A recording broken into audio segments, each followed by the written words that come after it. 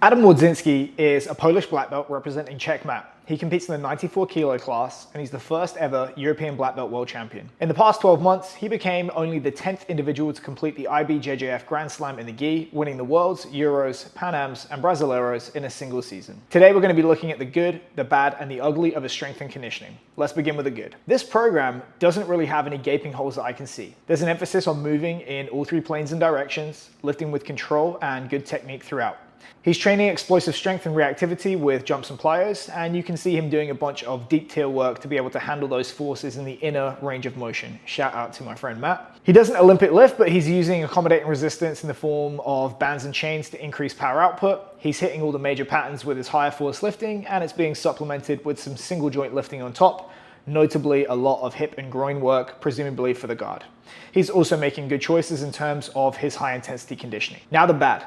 With the massive caveat that I know he would absolutely wreck me if we were to roll. This guy is not strong and powerful. We need to remind ourselves that he is close to 100 kilos, and I have not seen him lift more than 140 kilos online, and it was in a trap bar deadlift. And I have personally trained female athletes to do this for 20 reps. True, they are different sports, but go back through other videos of mine and look at male athletes of a similar body weight and level in judo and wrestling and MMA.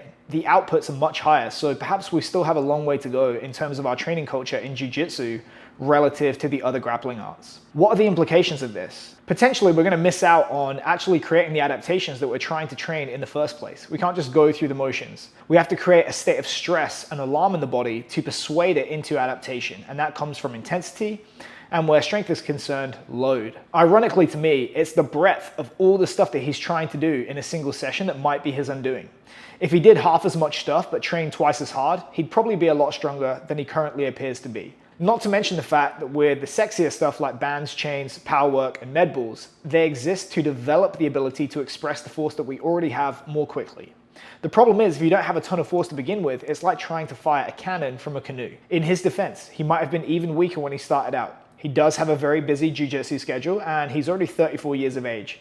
So his ability to recover and adapt and respond to training might have already started to diminish. Lastly, the ugly. Ugly is probably too harsh of a word, but I suspect that his strength coach has done what I have done and still probably might try to do in my career, which is to give a big name, successful athlete all of the sexy stuff.